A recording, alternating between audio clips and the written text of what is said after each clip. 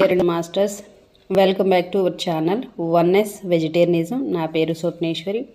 ముందుగా మనందరి గురువు అయిన డాక్టర్ బ్రహ్మర్షి పితామహ పత్రి సార్కి నా యొక్క అనంత కోటి ఆత్మ ప్రణామాలు.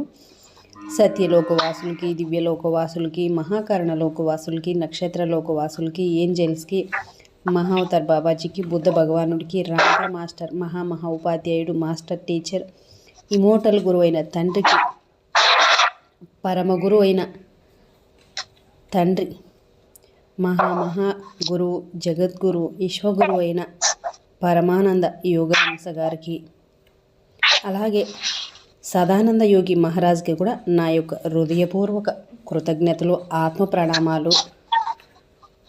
ఈ వర్తమానానికి, అనంతానికి, విశ్వానికి, శాంతికి, కాంతికి, శక్తికి, చైతన్యానికి, ప్రేమకి, పంచభూతాలకి, సమస్త మూగజీవులకి, నా యొక్క స్వయానికి కూడా అనంతకోటి ఆత్మ ప్రణామాలు. మరి రోజులాగా ఈరోజు మరింత జ్ఞానాన్ని మేడం శాంత మేడం షేర్ చేస్తారు. మేడంకి వెల్కమ్ చేద్దాం. Madam welcome. Madam welcome to our session. Madam over to you madam. Shanta madam. Thank you madam. Thank you. ముందుగా మన గురువు గారు అయిన బ్రహ్మర్షి పితామహ పత్రి సార్ గారికి, స్వర్ణమాల పత్రి మేడం గారికి అనంతకోటి ఆత్మ ప్రణామాలు.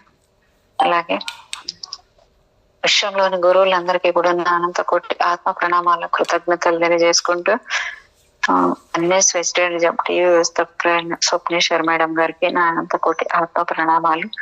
రామ్తా మాస్టర్ గారికి, ఇమోటల్ గురువు, ఉపాధ్యాయుడు, టీచర్ అయిన రామ్తా గారికి నా శత కోటి ఆత్మ ప్రణామాల కృతజ్ఞతలు తెలియజేసుకుంటూ ఆ స్వయానికి, ఈ వర్తమాన క్షణానికి, ఈ భూమాతకి, పంచభూతాలకు కూడా నా ఆత్మ ప్రణామాలు కృతజ్ఞతలు తెలియజేసుకుంటూ నాకు సహకరిస్తున్న నా కుటుంబ సభ్యులకి, నా తల్లిదండ్రులకు కూడా కృతజ్ఞతలు తెలియజేసుకుంటూ నేను మహావతార్ బాబాజీ అనే పుస్తకాన్ని చెప్పుకుంటున్నానండి.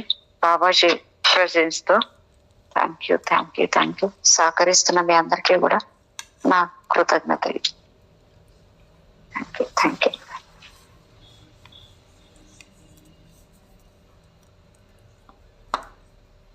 ఇక్కడ నిన్న అంటే క్రియాయోగాన్ని ఎలాగ రెండవ దశలో కుండలిని జాగృతి చేసే క్రియ, మరి వ్యక్తి సమర్థతను గమనించి చక్రస్థానాలను పూర్ణ పవిత్ర శక్తులతో నింపబడి ఉండటం వల్ల సాధనలో నాడి పవిత్రత చేకూరటం వల్ల, గత జన్మల్లో లభించిన సాధన ఫలం వల్ల యోగా సాధన ప్రసాదంగా మార్గం సుగమం అవుతుంది అనేదాన్ని తెలుసుకుందాము. అంటే ఇక్కడ రతి పట్ల ఉన్న తీవ్ర ఆసక్తి ప్రభావము జన్మాంతర వాసనలు ఎక్కువగా బలంగా చాలా మంది సాధకుల పురోగతికి అవరోధం అవుతుందంట. కనుక సాధకుడు తనను తాను స్వాధిష్టాన స్థానానికి బంధితుడు కాకుండా విచారణ అన్న అస్త్రాన్ని చేబూని కామసుఖం కోసం కాక కామేశ్వర కృప కోసం స్వప్రయత్నం ప్రారంభిస్తే సద్గురువు తప్పక ఆశీర్వదిస్తాడు అనేది నిన్న చెప్పుకున్నాము. ఇక చక్రస్థానాలను జాగృత పరచడంలో ప్రధాన విషయం ఒకదాని వెంట మరొకటి జాగృత పరచడం. అంటే ఆసనము, యోగముద్ర, యోగబంధము, బీజమంత్రం, వీని ప్రయోజనము చాలా విస్తృత క్రియాధానంలో ప్రతి చక్రం మీద ప్రత్యేక ఏకాగ్రతతో శక్తివంతం కావటం జరుగుతుంది. బీజమంత్రం గొప్పతనం, దాని విస్తృత ప్రయోజనం తర్వాత అధ్యాయంలో చర్చించడం జరిగింది. మూడవ సాధనా భాగము సుషుమ్న నాడిని జాగృత పరచడం. ఇడా పింగళి నాడులలో ప్రాణశక్తి ప్రవాహాలు సమతాస్థితికి రాగానే, నాడీ శుద్ధి జరగగానే సుషుమ్న జాగృతిని పొందుతుంది. తిరుగుబాటు మరి క్రమతాస్థితి లేని మానసిక దశలను స్థిరపరుస్తూ ప్రత్యేక ప్రాణాయామ ధ్యాన విధానాల ద్వారా స్థిరత్వము స్థిరపడుతుంది. చక్ర స్థానాలలో పవిత్ర స్పందనలు స్థిరం కాకపోతే కుండలిని స్వాధిష్టాన మణిపూరక స్థానాలను చేరి మరలా మూలాధారానికి వెనుదిరుగుతుందంట. అంటే మనం క్రమబద్ధీకరించకపోతే ఇవన్నీ కూడా ఏమవుతాయంటే మళ్ళీ కూడా మణిపూరక ఈ స్వాధిష్టానంలోకి వెళ్ళి మళ్ళీ మూలాధారానికి వెనుదిరిగిపోతాయి అన్నమాట. ఇడా పింగళ నాడులు నిరంతరం సమతా స్థితిలో ఉంటే కుండలిని జాగృత స్థిరమై సుషుమ్నంలో ప్రవేశించి సహస్రార స్థానాన్ని చేరుతుందంట. కుండలిని జాగృతిని స్థిరత్వం గావించడం ఎలాగా అనేసి ఇక్కడ ఇచ్చారు. చాలా సార్లు సాధకులలో వెన్నుపూసలో జలధరింపు కలుగుతూ ఉంటుంది. ఇది కుండలిని సంచారం కాదు, గమనించాలి. ఈ జలధరింపులకు కారణం ప్రాణశక్తి సంచారము పింగళ నాడిలో జరుగుతూ ఉండడం కారణం. మూలాధారం నుండి ప్రాణ సంచారం సాగటము, పాక్షికంగా చక్ర స్థానాలలో శుద్ధి జరుగుతూ ఉండటము ఈ తాత్కాలిక అనుభవాలకు కారణం. మనసుకు ఎలాంటి బద్ధకానికి తావివ్వకుండా సాధన సాగాలి. అనుభవాల దశలలో ఆగిపోతే ఉన్నత సాధన భూమికలను కోల్పోవటం జరుగుతుంది. అంటే నాకు ఈ అనుభవం వచ్చింది, నాకు ఇంకా ఓపెన్ అయిన అన్ని చక్రాలు యాక్టివేషన్ అయిపోయినాయి అనుకొని మనం బద్దకిస్తే మాత్రం అది మన ఉన్నతిని సాధనలకి అవి ఆటంకాలు ఏర్పడి మళ్ళీ కూడా ఆగిపోతుందంట. మరి చక్ర స్థానాలు జాగృతి పొందడం మొదలు కాగానే ఆనందకరమైన, మధురమైన, అద్భుతమైన అనుభవ పరంపరలు ప్రసాదంగా లభిస్తుంటాయి. ఆ అనుభవాలు ఆనంద భూమికలు. ఈ భూమికలు ఏ క్షణంలోనైనా లభించవచ్చు. మర్మావయవ గుదము, నాభి, హృదయము మరియు నుదురు భాగాలలో వెచ్చనైన శీతలమైన స్పర్శానుభూతులు స్పర్శిస్తూ మరలా మరుగవుతూ ఉంటాయంట. అంటే మనకి ఆనందకరమైన, మధురకరమైన, అద్భుతమైన అనుభవ పరంపరలు ప్రసాదంగా లభిస్తుంటాయి. ఆ అనుభవాలు ఎలాగుంటాయనేది ఇక్కడ ఇచ్చారన్నమాట. ఏ క్షణంలో అయినా ఇవన్నీ జరగవచ్చు అనమాట. అంటే మర్మావయవములు, గుదములు, నాభి, హృదయము మరియు నుదురు భాగాల్లో వెచ్చనైన శీతలమైన, అంటే వేడిగా కన్నా అనిపించవచ్చు, చల్లగా కూడా అనిపించవచ్చు అనమాట. ఆ స్పర్శలు మరలా మరుగవుతూ ఉంటాయి, అంటే వస్తూ ఉంటాయి, పోతూ ఉంటాయి అనమాట. దీర్ఘమైన ఏకాగ్రబద్ధమైన తపస్సు ఫలితంగా యోగ సాధన ఫలాలుగా కొనసాగుతూ ఉంటాయి. సాధనలో మంచి స్థానాన్ని ఎన్నుకో సిద్ధులు, యోగులు, సాధువులు నిరంతర సాధన చేసి నిరంతర పవిత్ర ప్రదేశాలు చాలా ముఖ్యమైనవి. అలాంటి తపోవనాలలో సాధన సాగించు స్నేహితులు, హితులు, సహాయ సహకారాలు నీకు కూడా ముఖ్యం. ఎలాంటి విరామం లేకుండా నెలల తరబడి ఆ పవిత్ర స్థానాలలో సాధన కొనసాగించు.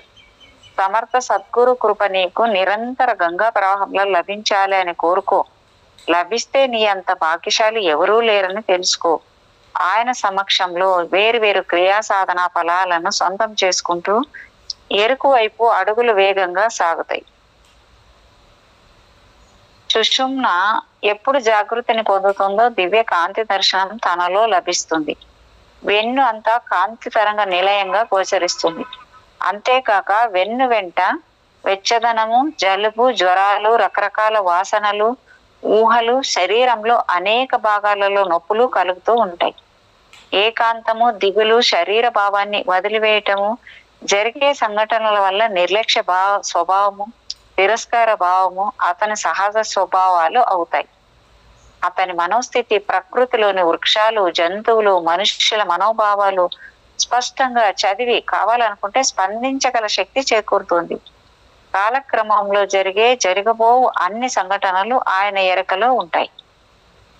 భగవంతుని పట్ల మొక్కవోని ప్రేమ ప్రాణాయామ సాధన సాధకుడికి తన శరీరం నుండి లభించే అన్ని రకాల వ్యతిరేక స్పందనలను దాటగలుగుతాడు. కుండలిని జాగృతి వివిధ దశలలో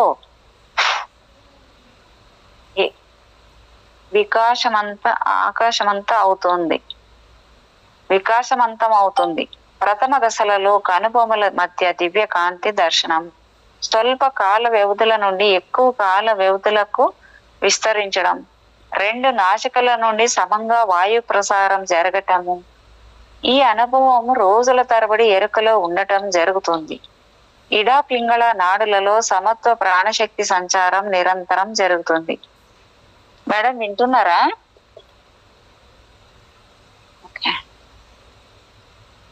మనస్సు శాంతి సముద్రంగా నెలకొంటూ ఆకలి తగ్గుతుంది.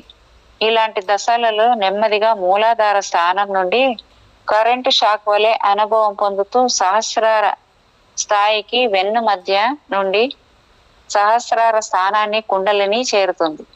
వెన్ను అంతా మంటలు పుట్టవచ్చు, కండరములు ఉష్ణోగ్రతను పొందవచ్చు.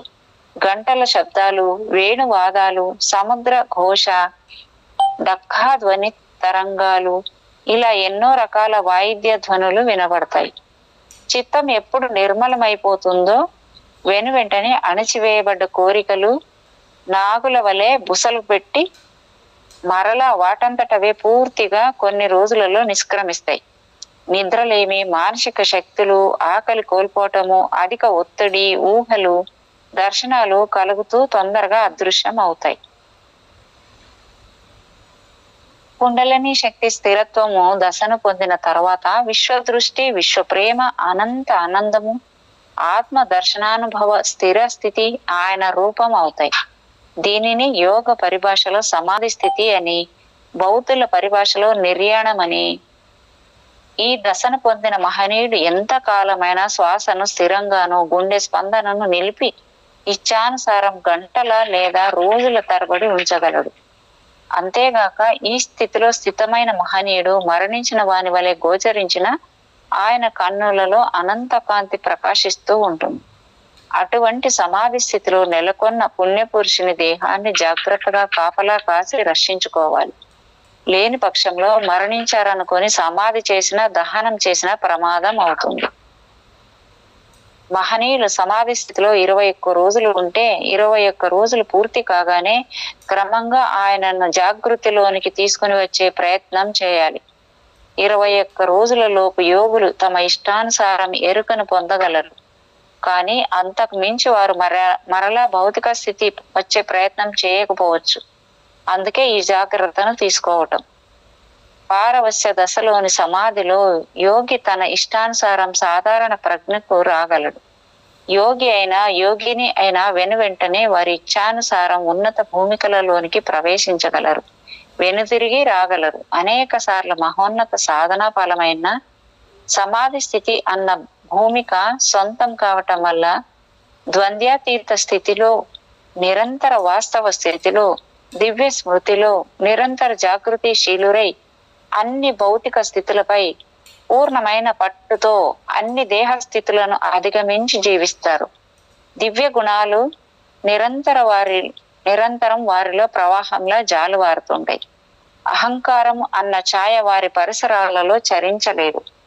అన్ని అహంకార భావతరంగాలు వారిలో కలిసిపోయి రూపు కోల్పోతాయి. అటువంటి మహనీయులే సిద్ధులు. దివ్యత్వం భౌతికంగా రూపుదాల్చిన దివ్యమూర్తులు వారు.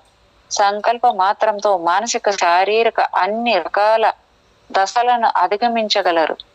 నిత్య నూతన దివ్య భూమికను ఆవిష్కరించుకుంటారు. వారి శరీరమే బంగారు దేవాలయం, నిరంతరం స్వర్ణమయ కాంతితో శోభిల్లే పరమేశ్వర నిలయం. భౌతికమైన కెమెరాలు వారి రూపును ఛాయాచిత్రంగా బంధించలేవు. లాహిరి మహాశయుల జీవితంలో ఈ విషయం స్పష్టంగా గమనించగలం. వారి అనుమతితోనే వారి ఫోటోలు పొందగలం. వారిలోని స్వర్ణమయ కాంతిని కెమెరా బంధించలేదు. ఈ సత్యం ఎంతో మంది సాధక మిత్రుల అనుభవంలోనిదే. అనేక జన్మ పరంపర ప్రసాదంగా లభించే దశ ఇది. శ్రీ యుక్తేశ్వర్ గిరి గురుదేవుల వద్ద క్రియాయోగ దీక్ష సాధనాబద్ధులైన కొంతమంది మహనీయులు ఈ దశను పొందారు. పరిపూర్ణ సమర్పణతో మాత్రమే ఇది సాధ్యం. తనంత తానుగా ఈశ్వరార్పణ గావించుకున్న సిద్ధుల ప్రసాదం అది. దివ్యత్వం వారి ద్వారా పనిచేస్తుంది. వారంతగా ఈశ్వర ప్రకాశంతో వర్తిల్లుతారు. పరమేశ్వర దివ్యకాంతి వారి దేహాల నుండి నిరంతరం అన్ని దిశలకు ప్రసరిస్తూ ఉంటుంది. 12వ అధ్యాయం ఇప్పుడు దివ్య క్రియాయోగ పథం. మానవ సమాజాన్ని మానవత వైపు నడిపించే తాళం చెవి అంట ఇది. అంటే ఈ దివ్య క్రియాయోగ పథం అనేది శాస్త్రీయ బద్ధమైన సాధనతో భగవంతునితో ఏకత్వ పూర్ణత్వ ఫలాన్ని యోగా అంటారు. అంటే రామయ్య 1969లో ఇది రాశారనమాట. బాబాజీ మహారాజ్ దివ్య క్రియాయోగ సాధనా మార్గాన్ని తన శిష్యుల ద్వారా ఈ ప్రపంచానికి ప్రసాదించారు. యోగ సిద్ధాంతాన్ని సిద్ధుల ప్రసాదంగా సనాతనమైన ఈ యోగి సాధన ప్రక్రియను పరిచయం చేశారు. క్రియ అన్న ఈ పదానికి శబ్దార్థం ప్రతి పనిని ఎరుకతో నిర్వహించడం. సాధనా మార్గాలలో క్రమక్రమంగా యోగను సునిశ్చత్వంగా బోధించడం క్రియాయోగ ప్రతి సాధకుని జాగృత పరుస్తూ వివిధ సాధన భూమికలను అధిగమిస్తూ తన మనోదశలను పొందుతూ అనంత శక్తితో ఏకత్వాన్ని పొందటం ప్రసాదిస్తుంది. ప్రతి విభాగంలోనూ ప్రతి వ్యక్తి సాధనాపరుడై తద్వారా తన విభాగంలో ప్రతిభను పొందుతూ ప్రతిభకు ఆధారమైన పవిత్ర శక్తి తనలోనే ఉన్నదని గ్రహించి ఆవిష్కరింపజేసుకుని మానవ సమాజాన్ని మార్పు దిశకు తీసుకువెళ్లే సాధ్య సిద్ధ మార్గం క్రియాయోగ. వ్యక్తి అహంకార స్థితిని పూర్తిగా రూపుమాపి విశాల దృక్పథాన్ని అందిస్తూ పురోగామిగా నిత్య సాధనాపరుడైన క్రియాయోగి ఆత్మదర్శనానుభూతిని పొంది ప్రేమ కేంద్రంగా రూపుదాల్చిన విశ్వ ప్రేమ ద్రష్టగా విశ్వ ప్రేమ కేంద్రంగా నిలిచిపోతాడు. ఇక్కడ 18 సిద్ధులు మానవ సమాజ హితం కోసం ఎన్నో రకాల మార్గాల్లో సమాజాన్ని శక్తివంతం చేశారని వైద్యము, రసాయన శాస్త్రము, ఖగోళ శాస్త్రము, యోగా ఇలా సమాజంలోని అన్ని మార్గాలకు వారు వారి సేవ అందించారు. ఆ విధంగా సమాజం నిరంతరం పురోభివృద్ధి చెందాలని కోరుకుని నిస్వార్థంగా వారు శ్రమను మనకు అందించారు. క్రియాయోగ అన్ని విజ్ఞాన సంబంధిత అంశాలను సమగ్రంగా కలిగి ఉన్నది. క్రియాయోగ అభ్యాసి నియమంగా సాధన చేస్తే తన స్వీయ అనుభవ సముదాయాలే తనకు క్రియాయోగ గొప్పతనం తెలుస్తుంది. క్రియాయోగ సాధకులు తరచూ కలుసుకుంటూ వారి అనుభవ సారాలను పంచుకోవాలి. క్రియాయోగ సాధన విధానాలు స్పష్టంగా అవగాహనలోని వస్తాయి. క్రియాయోగ ప్రసాదాలైన పద్ధతులను తులనాత్మకంగా గ్రహించి శాస్త్రీయంగా ఎరుకలో పొందటం, విశదీకరించడం ఒక కళాత్మక విధానం. కూడా నిత్య సాధనతో యోగ ఫలాలను అందుకోవచ్చు. పరిపూర్ణ వాస్తవ సత్యాన్ని దేనిని మనం నిర్వహించలేమో ఆ దశను అంటే విశ్వ చైతన్య శక్తితో ఏకత్వాన్ని పొందవచ్చు. సత్య దర్శనమే క్రియాయోగ ఫలం. ఇక్కడ పూర్ణ యోగం గురించి ఇచ్చారు. పూర్ణ యోగం అంటే బాబాజీ ప్రసాదమైన క్రియాయోగం. పూర్ణ యోగం అంటే సమగ్ర వ్యక్తిని శక్తి స్థాయికి చేర్చే సాధన. భౌతిక, ప్రాణ, మానసిక, మేధో మరియు ఆధ్యాత్మిక 5 ప్రధాన స్థితులలో ప్రభావితం చేసే సమగ్రతను అందిస్తుంది ఈ పూర్ణయోగం అనేది. వ్యక్తి స్థాయిని విశ్వ స్థాయికి చేరటానికి ఏ అడ్డంకులు ఉన్నాయో వానిని పరిపూర్ణంగా మార్చివేస్తుంది. అంతేకాక ఈ దేహం ఈశ్వర శక్తిని నిలుపున్న రథమని, దేహమే దేవాలయమని ఎరుకని ఇస్తుంది. శరీరాన్ని తన కోసం కాక ఈశ్వర శక్తి కోసం అని సాధకుడు గ్రహిస్తాడు. బాబాజీ క్రియాయోగాన్ని 5 విధముల ప్రక్రియలుగా విభజించారు. అవి 5 ఏంటంటే క్రియా హఠయోగము, 2వది క్రియా కుండలిని ప్రాణాయామము, 3వది క్రియా ధ్యాన యోగము, 4వది క్రియా మంత్ర యోగము, 5వది క్రియా భక్తి యోగం. మనలోని పంచకోశములను లేదా పంచ శరీరాలను 5 తత్వాలతో కలిసి ఉంటాయి. అవి వరుసగా భౌతిక, ప్రాణ, మానసిక, మేధో మరియు ఆధ్యాత్మికతలు. ఈ 5 జీవన సరళికి 5 పొరల వంటివి. ఒక స్థాయిని దాటి మరొక స్థాయికి చేరుతూ 5 స్థాయిలను దాటి వెళ్ళాలి. ముందుగా క్రియా హఠయోగాన్ని గురించి తెలుసుకుందాం. క్రియా హఠయోగం భౌతిక శరీర స్థితిపై పూర్ణమైన ఎరుకను, పట్టును పొందటానికి విజ్ఞాన శాస్త్రబద్ధమైన యోగ సాధన. పూర్ణ విశ్రాంతి ఆసనముల ద్వారా కండరముల సమస్య, యోగ బంధనముల ద్వారా మనోశారీరక సమస్య, యోగ ముద్రల ద్వారా ప్రాణశక్తిని ఒక ప్రత్యేకమైన ప్రదేశానికి మరలించి ప్రయోజనం చేకూర్చటం జరుగుతుంది. దీనికి సమాంతరంగా భౌతిక శరీరాన్ని, మానసిక శరీరాన్ని క్రమపరుచుకుంటూ తగినటువంటి వ్యాయామ ప్రక్రియలను తేలికగా చేయగలవానిని జత చేస్తూ మానవ మనోనిశ్చయాత్మక శక్తిని బలపరచగల స్థాయిని పొందటం. అంటే భౌతిక శరీర స్థితిపై పూర్ణమైన ఎరుక ఉండగలగాలి.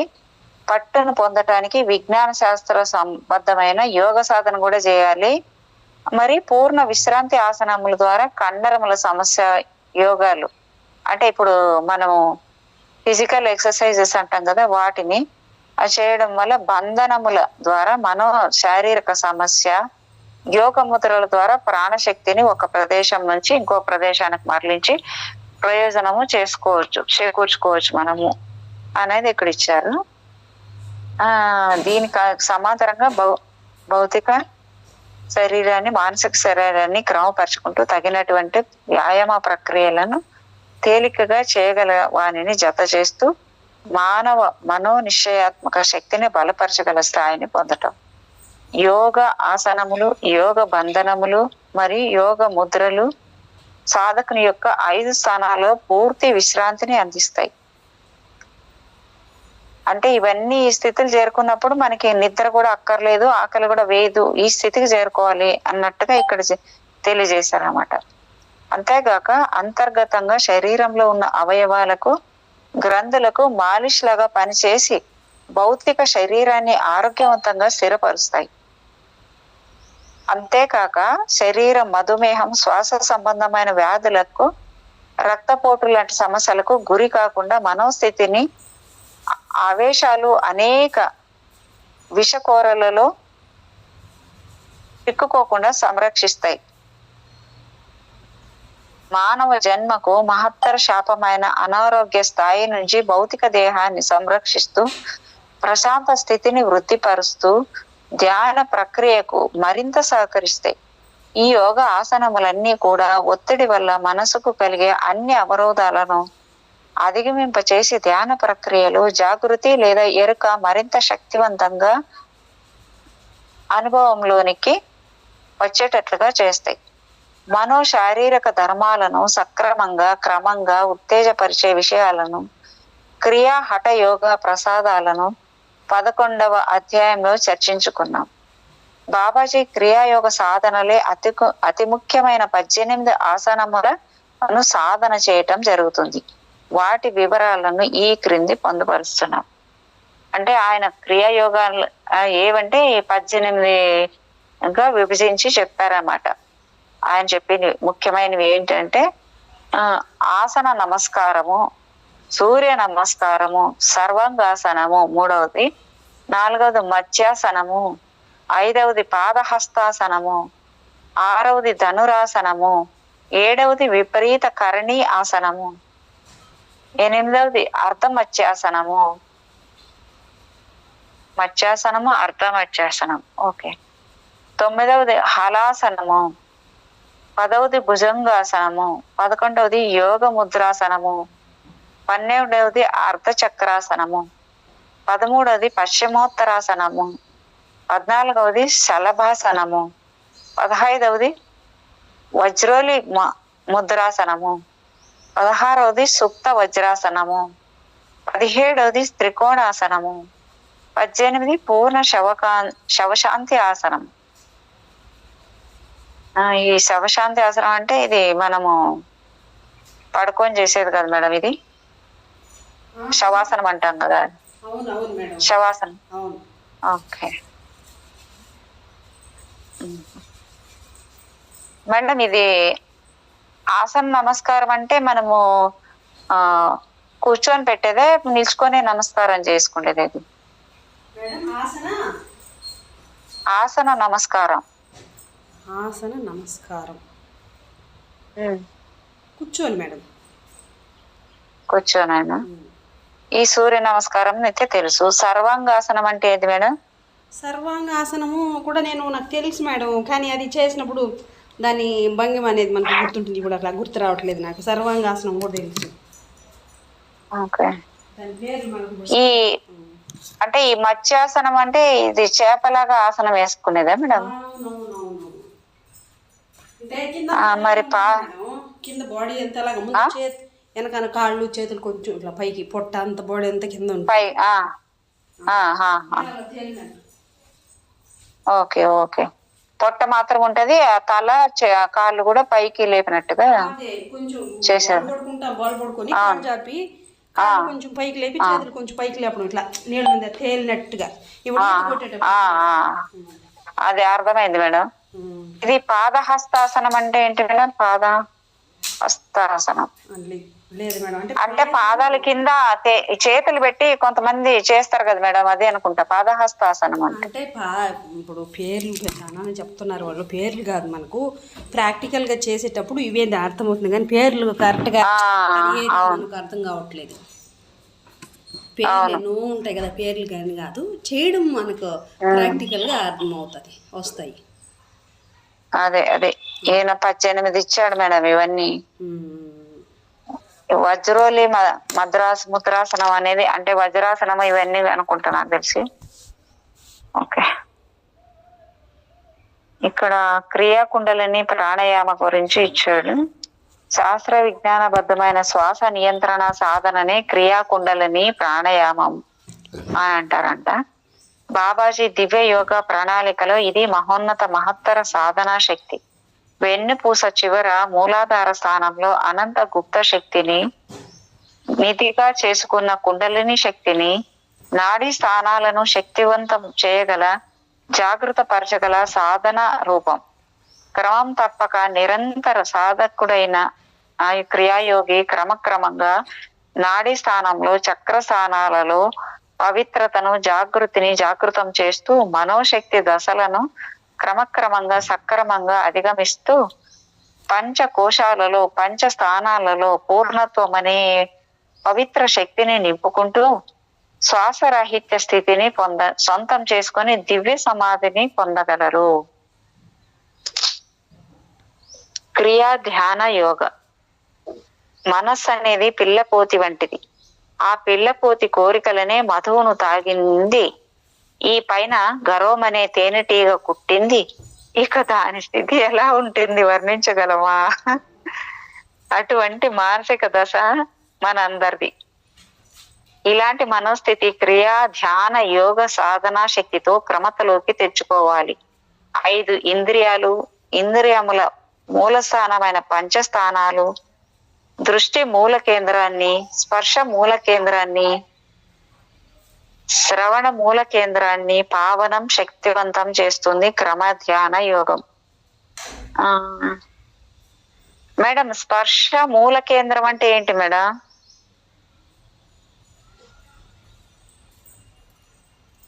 దూరం అంటున్నారా మేడం? ఓకే, చెప్పండి మేడం. స్పర్శ మూల కేంద్రం అంటే ఏంటి మేడం? స్పర్శన స్పర్శ మూల కేంద్రం అంటే మూల స్థానమైన పంచస్థానాలు. 1 దృష్టి మూల కేంద్రము, 2వది స్పర్శ మూల కేంద్రము, 3వది శ్రవణ మూల కేంద్రం. ఓకే, శ్రవణం అంటే చెవులు కదా మేడం. శ్రవణం అంటే అంటే స్పర్శ మూల కేంద్రం అంటే మనం ఎక్కడైతే స్పర్శ చేస్తామో అది మూల కేంద్రం అంటే నాకు అర్థం కాలే. మరి ఇంకా మరి స్పర్శ చేస్తాం కదా మేడం, స్పర్శించగలం కదా. ఈ మేడం దృష్టి మూల కేంద్రం అంటే ఇది ఈ థర్డ్ ఐ ప్లేస్ ఏమో అనుకుంటున్నా నేనైతే. దృష్టి మూల కేంద్రం ఎట్లయితుంది మేడం అది? మరి ఏది మేడం అది? అది ఆజ్ఞ కదా మేడం, అది మూలం. అంటే 5 ఇంద్రియాల్లో ఇంద్రియముల మూల స్థానమైన పంచస్థానాలు అంటే దృష్టి మూల కేంద్రం అంటే మరి ఏంటి మేడం మూల కేంద్రం అంటే? ఏమో మేడం, సరిగా అర్థం కాల. పిక్చర్ అన్నా ఉన్నాయి మనకు, నేను చూసుంటాను చెప్పేది, కరెక్ట్గా అర్థం కావట్లేదు మేడం దానికి. లేదు, పిక్చర్ అయితే ఏం లేదు మేడం, దాని గురించి ఇచ్చారు అంతే. Okay okay madam. సర్లేండి, మళ్ళీ ఒకసారి చర్చించుకుందాం మేడం. తర్వాత చూద్దాం. ఓకే. అంతస్థ మనోస్థితిని పవిత్రపరుస్తూ బలవంతంగా అణిచివేయబడ కోరికలు, భయాలు, జ్ఞాపకాలను పరిపూర్ణంగా తుడిచివేసి క్రమక్రమంగా ఏకాగ్రత ద్వారా, శ్రద్ధ ద్వారా, అంకిత భావం ద్వారా జాగృతిని పొందటం జరుగుతుంది. నిన్ను నీవు తెలుసుకుని పంచేంద్రియ మూల స్థానాలలో నిరంతరము జాగృతిబద్ధంగా జీవించటం కొనసాగుతుంది. క్రియా మంత్ర యోగం గురించి ఇచ్చారు ఇక్కడ. మనిషి మంత్రము విడదీయరానిది. మంత్ర అంటే ఆలోచన, త్ర అంటే రక్షించేది, అంటే మననం ద్వారా రక్షించేది. మన సహజమైన సంసార తాపత్రయాల నుండి, సహజమైన జన్మార్జిత కోరికల వరలతల కోరికల వరదల నుండి ఒడుకు చేర్చే నావ మంత్రం అంటే మననం చేయటం వల్ల రక్షించున్నది అని మంత్రం యొక్క అర్థం. అలవాట్ల వరదలో చిక్కుకున్న జీవి మంత్రాన్ని ఆలంబనగా చేసుకొని వరదల్లో నుండి విడుబడగలుగుతాడు. అలవాట్లు ఆటుపోటులతో సాగే జీవిత నౌక మంత్ర మననంతో ప్రశాంత సాగర తీరాలను చేరుతుంది. మంత్రమననం అందించే శక్తి అనంతమైనది. కోపము, భయము, పిరికితనము, లాభము, కామవాంఛ, అత్యాశ వంటి అనేక విషయాల నుండి ఉద్ధరిస్తుంది. మంత్రాన్ని నిరంతరం మననం చేయి మనోపద్రవాల నుండి సంసార సాగర విషయ సుఖానుభవ సర్పాల కాటు నుండి రక్షించుకో. మంత్ర మనోసీమను శుభ్రమైన అర్థంలా తయారు చేసి అనంత ఆధ్యాత్మిక సత్యాలను ప్రతిఫలింపజేస్తుంది. పరిపూర్ణ సమాధి నిష్టలో పూర్ణ మౌనానంద స్థితిలో ఋషులు సిద్ధులు దర్శించినవి మంత్ర శాశ్వతములు.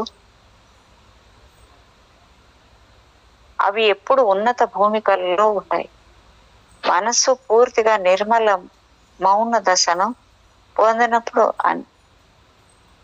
పొందినప్పుడు నీలోనే వినగలిగే సూక్ష్మ శబ్ద తరంగాలు. సనాతన భారతీయ ఋషుల ఈ సత్యాలను కొన్ని వేలాది ఒక రకంగా కోట్ల సంవత్సరాల నుండి దివ్య మంత్ర రాజాలను మానవ జాతికి ప్రసాదంగా ఇచ్చారు. ఈ ప్రసాదాన్ని ఇటీవల కాలంలో క్రీస్తు కూడా మరలా తెలియజేశారు. దీనిని ఆయన భగవంతుని వాక్యము లేదా వర్డ్ ఆఫ్ గాడ్ అన్నారు. సనక సనందాదులు ఈశ్వర అన్వేషణలలో తృప్తులు కాని దశలో విశ్వ నియంతైన శివ పరమాత్మ దక్షిణామూర్తి స్వరూపంగా మౌనముద్రలో జ్ఞానాన్ని బోధించారు. ఇలాంటి భారత రంగాన్ని తర్వాత కాలంలో క్రీస్తు బోధలో కూడా గమనించవచ్చు. చెవులున్న వారికి వినబడును. మామూలుగా చెవులున్నవాడు వినటం సాధారణ భావం.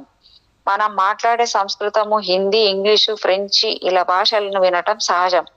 రెండవ విధానం భావ ప్రసారం, అంటే వివిధ దశల్లో జరుగుతుంది. ఇది హిందువులు సత్సంగం ద్వారా, క్రైస్తవులు ప్రేయర్ ఆఫ్ ద హార్ట్ అని ఇలా అనేక విధాలుగా ఉన్న ఈ ప్రక్రియ. అంతర్లీన భావం మౌనంలో శబ్దాన్ని విను. ఆ దశలో నీవు ఆలకించేది మంత్ర తరంగ ధ్వని అని. మనిషి తనంత తానుగా అనేక ఆలోచనలు తలచి మరలా వాని ప్రభావానికి లోనవుతాడు. కలలు కన్నవానిని సాకారం చేసుకో. నిన్ను నీవు తెలుసుకో. ప్రతి అవకాశాన్ని వినియోగించుకో. భయాందోళనను తనంత తానుగా ఆహ్వానించి ఆ ఉచ్చులో చిక్కుకుంటాడు. దాని నుండి బయటపడడానికి మౌనమైన మంత్రాన్ని విను. నిన్ను నీవు రక్షించుకో. భయాన్ని మేలుకొల్పే ఆలోచన తరంగాలను అడ్డుకొని సంరక్షిస్తుంది మంత్రం.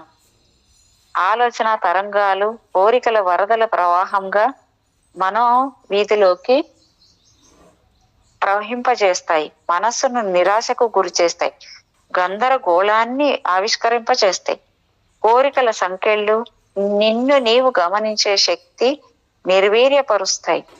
తత్ఫలితంగా నీలో ఉన్న ఈశ్వర శక్తిని మరచి దానిని ఆశ్రయించి శ్రమలను నివారించుకోవటానికి బదులుగా నీలోని దివ్యతత్వాన్ని మరచి పరిస్థితుల ప్రభావాల ఉచ్చులో నీవు చిక్కుకొని పోతావు. మంత్రమననం నీకు మిత్రునిగా ఉద్ధరిస్తుంది. ఆలోచనల స్థాయి ముందు చాలా తక్కువ స్థితిలో ఉంటుంది, కానీ వానిని మరలా గుర్తు చేసుకున్న కొద్దీ బలపడతాయి, నిన్ను బలహీనపరుస్తాయి. నీ ఆలోచనలే నీ వ్యక్తిత్వంగా రూపుదారుస్తాయి. ఒక వ్యక్తి యొక్క సమగ్ర రూపం అతనిలోని ఆలోచనలు ఘనీభవించినది అవుతుంది. నీ ఆకర్షణ లేదా వికర్షణ నీ భావజాలాల స్వరూపం. ఆలోచనలు మనసులో సూక్ష్మ స్థితిలో నిక్షిప్తమవుతాయి. యోగ పరిభాషలో దానినే చిత్తం అంటారు. చిత్తాన్ని పూర్తిగా శుభ్రపరచటం యోగాలోని ప్రధాన భూమిక. మహర్షి పతంజలి యోగాన్ని వివరిస్తూ యోగ చిత్తవృత్తి నిరోధ అని తెలియజేశారు. అంటే ఈ పతంజలి అనే బుక్కులో మొదటి శ్లోకము ఆ అధ్యాయంలో 1-2 అధ్యాయాల్లో 1-2 శ్లోకాల్లో మొదటి అధ్యాయంలో 1-2 శ్లోకాల్లో ఈ విధంగా వివరించారట పతంజలి యోగ దాంట్లో.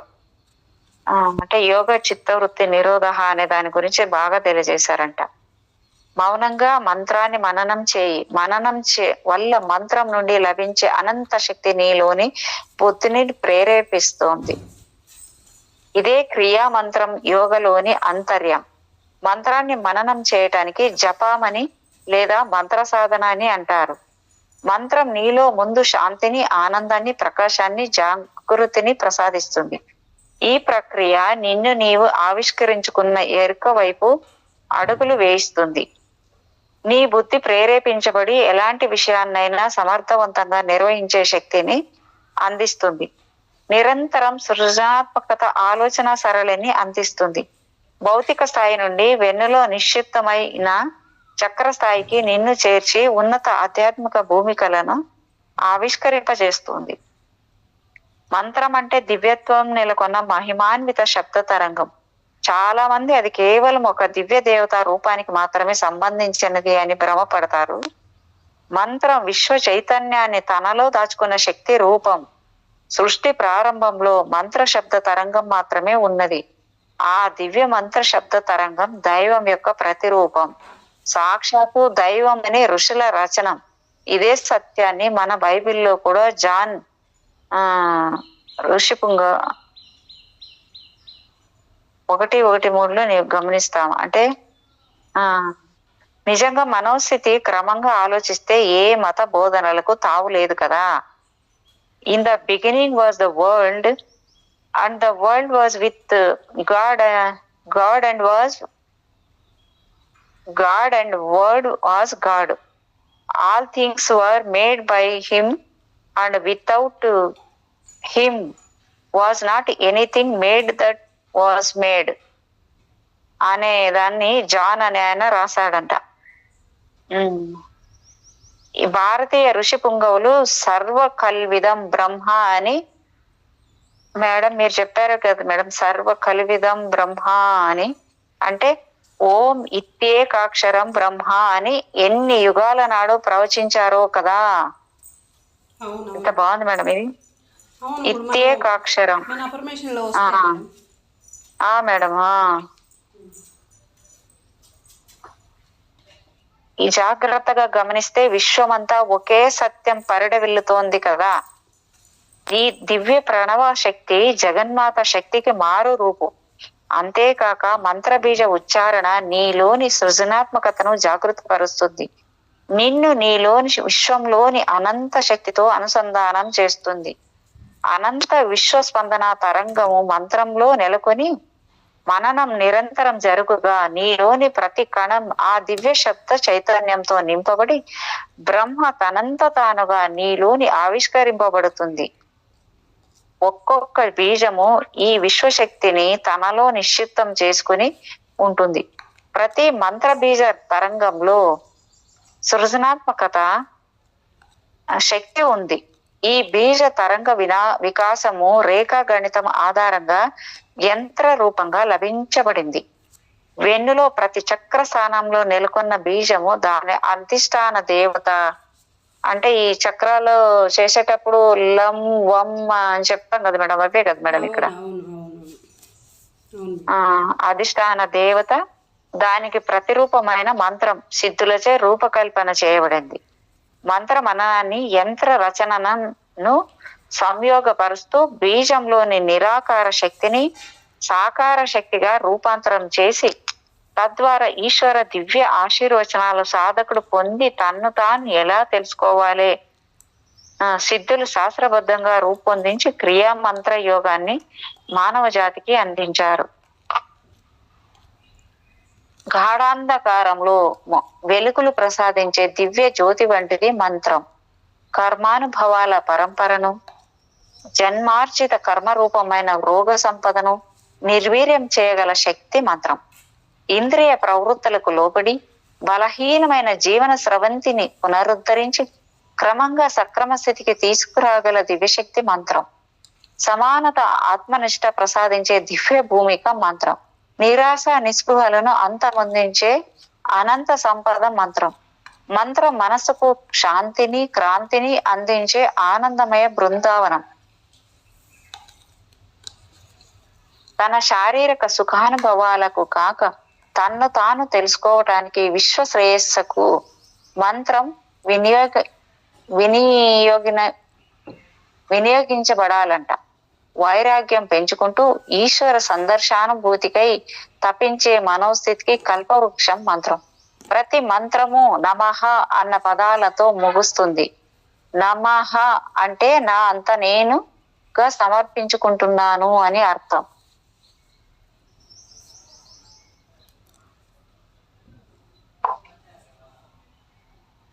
పుస్తకంలో చూసి చదువుకుని నేర్చుకునేది కాదు మంత్రం. మంత్ర అనుష్ఠానం చేస్తూ మంత్ర భావాన్ని తనలో పూర్తిగా నింపుకొని సాధనాబద్ధంగా జీవిస్తూ ప్రతి శ్వాసలో దివ్య మంత్ర భావాన్ని శరీరంలోని ప్రతి నాడిలో నింపుకున్న సద్గురుమూర్తి చరణ సన్నిధి నుండి మంత్రం గ్రహించాలి. ఆయన మంత్ర స్పందనలను నీలోనికి ప్రవేశింపజేసి నిన్ను జీవిత లక్ష్యం వైపు నడిపించగలుగుతాడు. మంత్రం పొందటం అంటే అది అంతర్క్రియాయోగ స్వరూపం.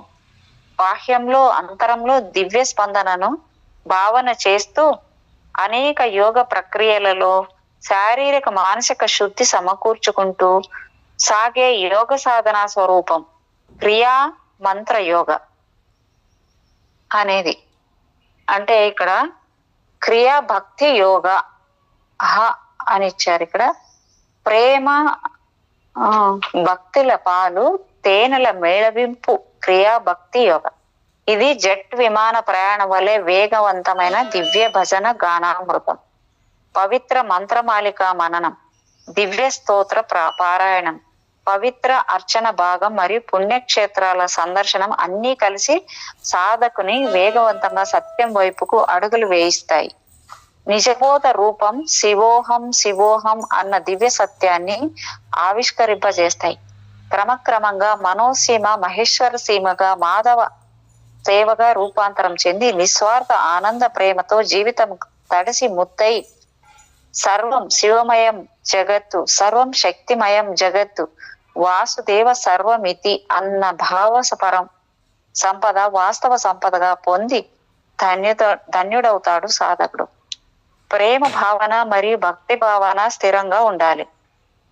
వెనువెంటనే కొంత స్వల్ప కాల వ్యవధిలో జారిపోరాదు.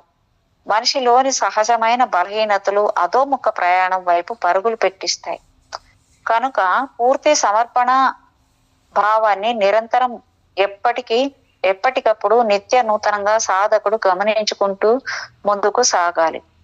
భక్తి యోగ ప్రగతిని ఆవేశపూరిత భావ మనోస్థితి అడ్డగిస్తూ ఉంటుంది.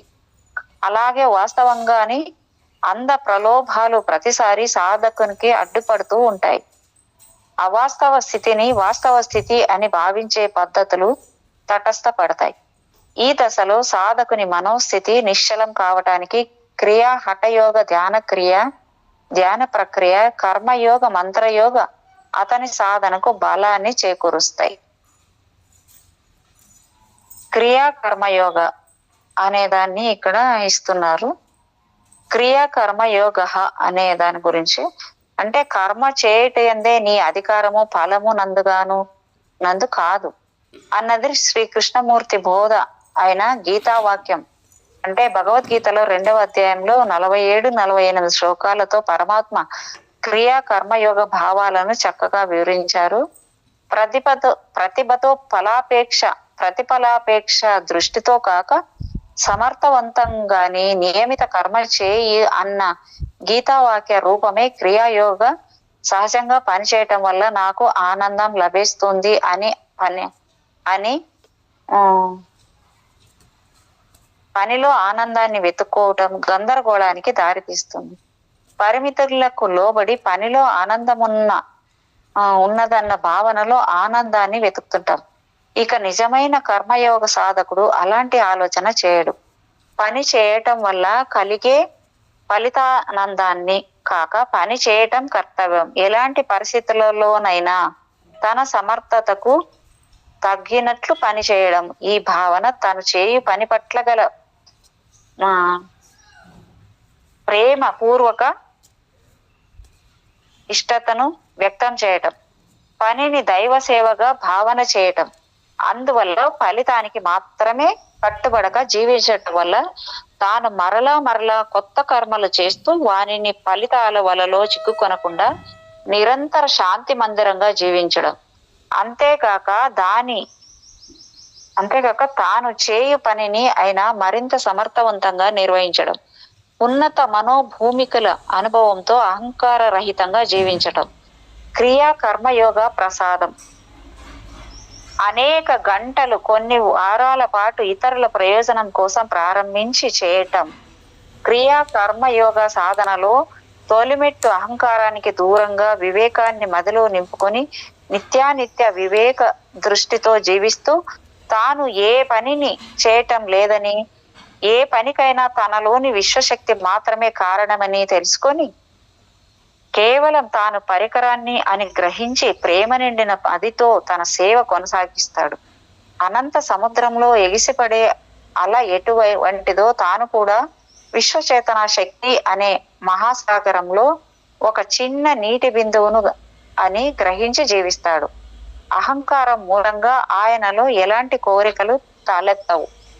అనంత విశ్వచేతన శక్తిచే ప్రేరేపింపబడి జీవించు అమృత బిందువునని గ్రహించి అరవిందం వలె వికసించి క్రియా కర్మ యోగితన జీవన నడకను సాగిస్తాడు. కర్మయోగి కోపం నుండి, అహంకారం నుండి, వ్యక్తిగత కోరికల నుండి విడిపడి జీవిస్తాడు. విశాలమైన హృదయము, ఇతరులతో కష్ట సుఖాలను పంచుకోవటానికి, నిరంతరం ఇతరులకు సహాయం చేయటానికి అనువైన మనోస్థితిని కలిగి ఉంటాడు. తన జీవిత సంఘటనలను స్పష్టమైన అవగాహనతో అధ్యయనం చేస్తూ ఎక్కడైనా స్వార్థపరమైన భావజాలాలు పొడచూపితే దానిని పవిత్ర మనసుతో తొలగించుకుంటాడు. తన్ను తాను విమర్శించుకుంటూ కర్మయోగి హృదయాన్ని పవిత్రపరుచుకొని విశ్వమంతా విశ్వేశ్వరుని నిలయమని అనుభవపూర్వకంగా తెలుసుకుంటాడు. సామాన్య జీవితం గడుపు సామాన్యంగా అనుభవపూర్వకంగా తెలుసుకుంటాడు. సామాన్య జీవితం గడుపు సామాన్యంగా ఆలోచించు అని చెప్పిన సిద్ధుల ప్రవచనము కర్మయోగి జీవితంలో స్పష్టంగా గోచరిస్తూ ఉంటుంది. ఇంకొకటి తంత్ర మరియు కుటుంబ జీవనం. కామ వాంఛ అనేది ఆత్మ దర్శనానికి పెద్ద అవరోధమని అనేక ఆధ్యాత్మిక సాంప్రదాయాలు తెలియజేస్తున్నాయి. కానీ సిద్ధులు ఈ భూమికను యోగ భూమికగా మార్చే దివ్య సాధనా మార్గానికి రూపకల్పన చేశారు. అంటే చాలా మంది ఈ కామవాంఛ అనేది మనకి తగదు, వద్దు అని చెప్తుంటారు కదా, కానీ ఈ సిద్ధులు అది కాదు చెప్తుండేది. దాన్ని కూడా ఎట్లా ఈ ఆధ్యాత్మికంగా కూడా ఎలా దాంట్లో నుంచి కూడా మన యోగ భూమిక కూడా దివ్య దర్శనానికి కూడా మనము రూపకల్పన చేసుకోవచ్చు అని చెప్తున్నారు ఇక్కడ. 18 మంది సిద్ధులలో చాలా మంది గృహస్థులే. క్రియా తంత్ర యోగ నీలో నిలిచి ఉన్న శక్తిని కేవలం కామసుఖానికి కాక వెన్నుపూసలో నిక్షిప్తమైన చక్ర స్థానాలను ఊర్ధ్వముఖం కావించి శక్తివంతం చేస్తూ నీ సహధర్మచారిణిని కూడా దివ్యతత్వంగా మార్పు చెందడానికి తగిన కృషి జరుగుతుంది. ప్రపంచంలోని వస్తువులు ఒక దృష్టితో చూస్తే పతన స్థితికి చేరటానికి, ఆధ్యాత్మిక జీవితానికి అవరోధంగానూ కనిపిస్తాయి. కానీ మరొక దృష్టితో చూస్తే అవి పరిపూర్ణంగా వ్యక్తిని అనంత శక్తి వైపు నడిపించేవిగా తెలియజేయబడతాయి. ప్రేమ, ఆరాధన భావము భార్య భర్తలు ఇరువురిని దివ్యత్వ భావ సంపద వైపు నడిపించే మరొక సాధనా పదమే తంత్రము అంటే. కుటుంబ జీవనము వ్యక్తి ప్రేమతో ప్రారంభమై భాగస్వామితో పంచుకుంటూ పిల్లలకు పంచిపెడుతూ పెద్దలను అందిస్తూ ఇరుగు పొరుగు వారిని ప్రేమిస్తూ విశ్వ ప్రేమ దృష్టిని ఆవిష్కరింపజేసి విశ్వమంతా భగవంతుని విభూతి స్వరూపమని తెలియజేసే అనుగ్రహ పథాన్ని అందిస్తుంది. క్రియాతంత్ర యోగము ఆత్మలకు సాధనలో ఉత్తీర్ణతలను అందిస్తూ ఉత్తర జన్మలో ఉన్నత యోగ కుటుంబాలలో జన్మకు కారణమై క్రమక్రమంగా యోగ సాధన ఫలాలను పెంచుకుంటూ పరిపూర్ణ మానవ జీవన ఫలమైన ఆత్మద్రష్టగా రూపొందటానికి క్రియాతంత్ర యోగ మహోన్నత భూమికను నిర్వహిస్తుంది. క్రియా హఠయోగ, క్రియా కుండలిని, ప్రాణాయామ, ధ్యాన, మంత్ర సాధన పరంపర అని ఇచ్చారు. ఒకటి ఇది ఇక్కడ దీనిల గురించి క్రియా హఠయోగము, క్రియా కుండలిని, ప్రాణాయామ యోగం గురించి. క్రియా హఠయోగ సాధనలోని ముఖ్య విషయం ముందుగా శరీరాన్ని, మనస్సును మరియు నాడి మండలాన్ని సూక్ష్మాతి సూక్ష్మమైన యోగ స్పందన తరంగాలను సమర్థవంతంగా స్వీకరించి పురోగమించగల స్థాయిని అందిస్తుంది. ప్రాణాయామ ధ్యానాలను పండించడానికి ముందుగా క్రియా హఠయోగ సాధన సాధకునికి నేర్పటం జరుగుతుంది. అనుభవశాలి అయిన గురువు మార్గదర్శకంలో 18 క్రియా హఠయోగ ఆసనములను నేర్పించడం జరుగుతుంది. యోగ బంధాలు, యోగ ముద్రలను నేర్పించడం జరుగుతుంది. బాబాజీ మహారాజ్ అనుమతి పొందిన మహనీయులు ముందుగా ఈ శిక్షణ నిర్వహిస్తారు. ఈ సాధనా పథంలో దీక్ష అనేక సునిశ్చిత సాధనా పద్ధతులు గురువుల మార్గదర్శకత్వంలో జరుగుతుంది. ఈ దివ్య సాధనా మార్గంలో ప్రయాణం చేయటానికి కావలసిన అర్హత పరిపూర్ణంగా తన్ను తాను అంకితం చేసుకోవటం, విశ్వాసపాత్రంగా సద్గురువును శ్వాస వలె అనుసరించటం. ఏ దివ్య బోధన సద్గురువులు మీకు అందించారో ఆ బోధ వారి అనుమతి లేకుండా నీ అంత నీవుగా ఇతరులకు బోధించరాదు. సాధనా పథంలో ప్రగతి పొందిన మహనీయులను గురు పరంపర నిర్ణయించి క్రియాయోగ గంగ నిరంతరం మస్తకం నుంచి మస్తకానికి గురు శిష్య పరంపరగా అందజేయబడుతుంది. ఉదయం సాయంత్రం దాదాపుగా 15 నిమిషాల కాలం మహావాక్యములో బోధ అయిన తత్వం అహం బ్రహ్మాస్మి, జ్ఞానం బ్రహ్మ, అయం ఆత్మానం బ్రహ్మ లేదా be still and know that I am God అన్న దివ్య ఆలోచన తరంగాలను మననం చేయి లేదా ఓం క్రియా బాబాజీ నమః, ఓం అన్న బాబా యొక్క దివ్య నామాన్ని భక్తితో మౌనంగా స్మరణ చేయి. అదే విధంగా ఈ క్రింద తెలుపబడిన వివరాలను, మార్గదర్శకాలను గమనించు. ఈ పుస్తకం చదువుతున్న నీకు బాబాజీ క్రియాయోగ మార్గంలోనికి సాధనతో ప్రవేశించాలనుకుంటే ఇందులో ఇవ్వబడిన చిరునామాను సంప్రదించండి. జీవితమే ఒక యోగం, అదే అంతర్క్రియా యోగ అనుభవం. దీని గురించి ఇచ్చారు. క్రియాయోగ విద్యార్థి మేడం ఇప్పుడు చదువుతున్న పేరా అయిపోయింటే అయిపోయింది మేడం. మరి హెడ్లైన్ వచ్చింది, అదే సెకండ్ ఇప్పుడు చెప్పింది. ఓకే మేడం, అయిపోయింది madam. Okay madam, okay. Thank you madam, thank you so much madam. మీకు నా యొక్క హృదయపూర్వక